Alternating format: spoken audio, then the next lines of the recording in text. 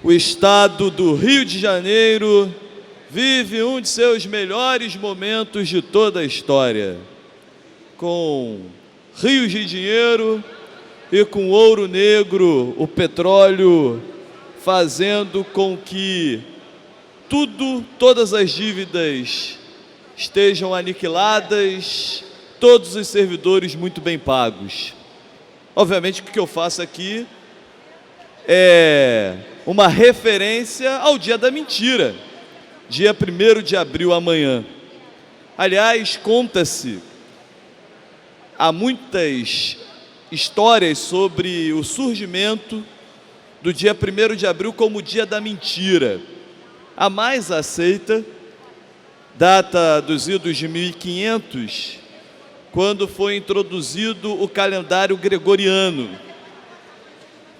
E o rei da França estipulou então que o ano novo não mais seria comemorado no dia 1º de abril. Naquela época, o ano novo era comemorado no dia 25 de março, quando era o fim da primavera no hemisfério norte, perdão.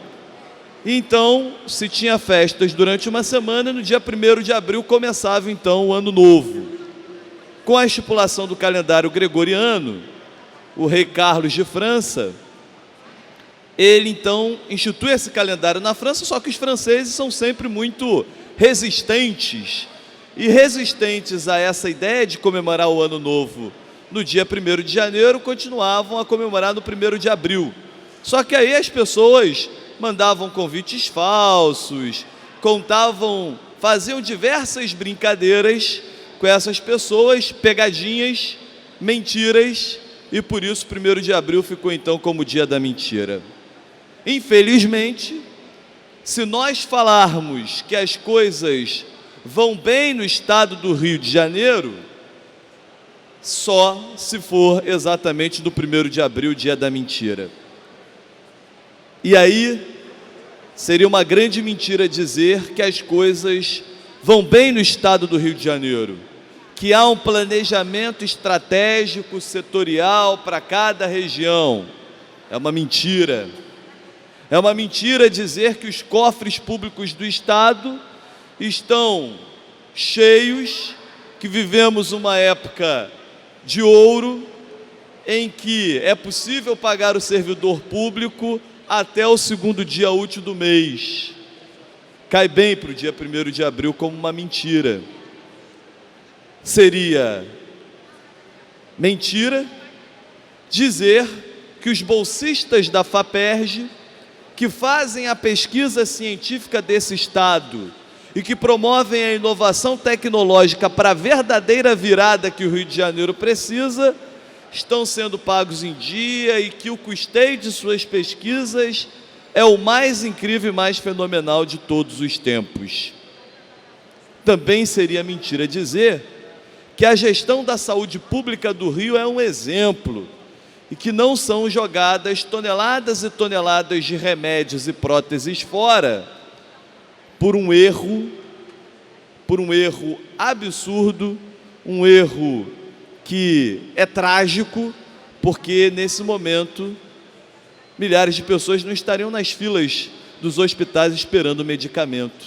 Cai bem para o dia 1º de abril como uma grande mentira.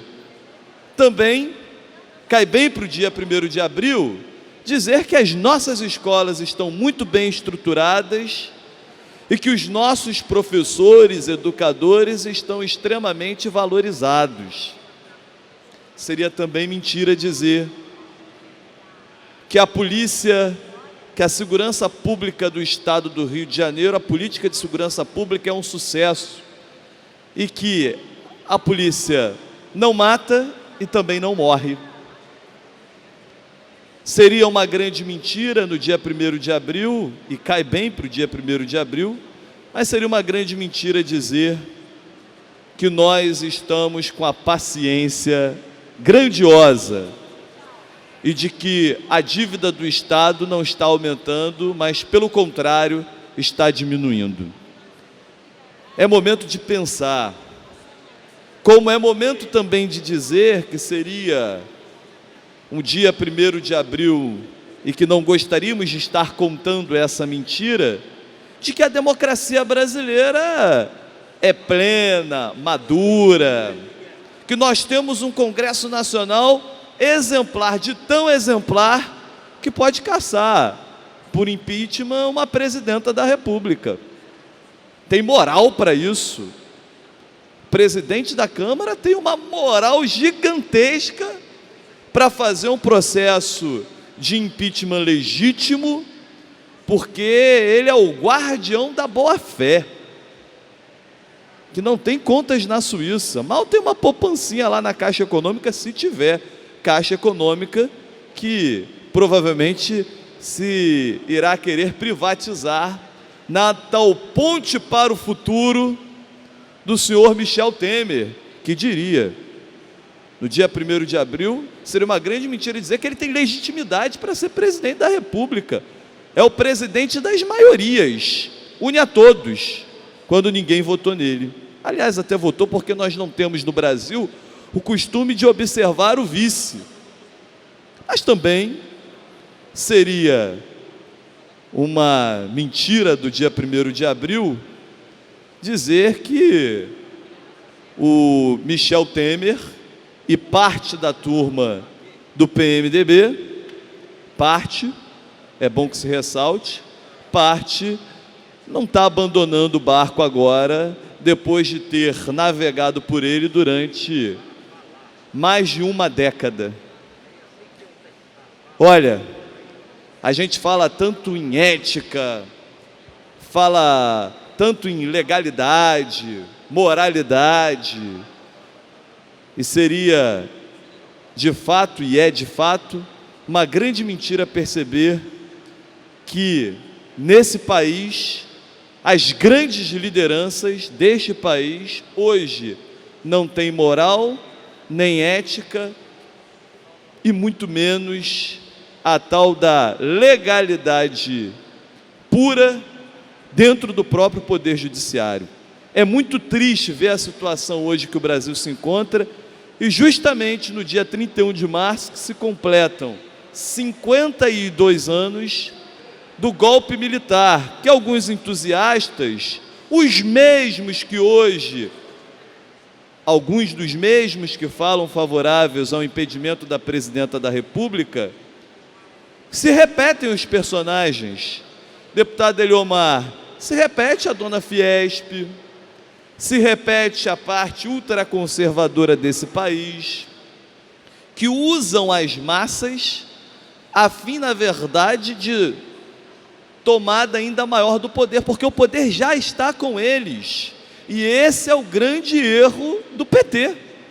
E esse foi o grande erro do governo de Lula e de Dilma. Porque no dia de hoje mesmo, convoca as massas, os movimentos sociais, mas governa com a direita. E tem plano de governo para o conservadorismo, de direita. E, na verdade, governa não para o povo, mas para o mercado financeiro. E governa não para os pequenos empresários, mas para os grandes industriais, para os grandes banqueiros, que veem seus lucros cada vez maiores, enquanto a população está pagando a conta.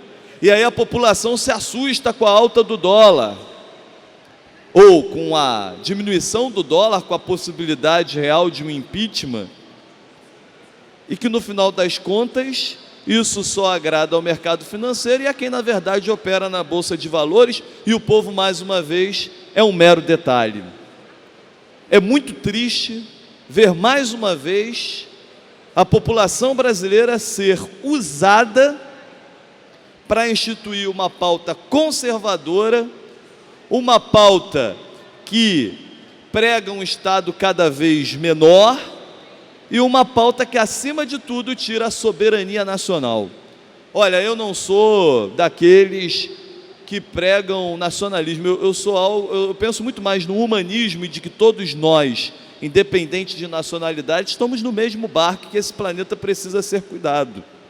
Mas também não sou daqueles que dirá que devemos internacionalizar tudo do Brasil. porque se for internacionalizar as coisas brasileiras, que se internacionalize também as coisas norte-americanas, as alemãs e as europeias de uma maneira geral. É muito fácil entregar o patrimônio nacional, o patrimônio brasileiro, né, enquanto os outros países, os mais ricos, fazem exatamente o movimento contrário de preservação de seus patrimônios. É um equívoco gigantesco imaginar e pensar que nós estamos fazendo algo de extraordinário se as grandes potências não fazem. O que eu quero chamar a atenção, nesse dia 31 de março, que se completa 52 anos de um golpe militar, é que a história se repete e a célebre frase de que aquele povo que não conhece a sua história está fadado a cometer os mesmos erros, seja mais do que verdadeira nesse momento. Que nós infelizmente, não aprendemos com a história, e é muito triste ver que pessoas que são jovens como eu, alguns ainda filhos da ditadura por terem nascido na primeira metade da década de 80, ou outros que não viveram esse período, acharem que tudo o que está acontecendo é normal e que nós devemos nos calar. Aliás, a omissão é um dos grandes pecados que a esquerda fundamentalmente comete.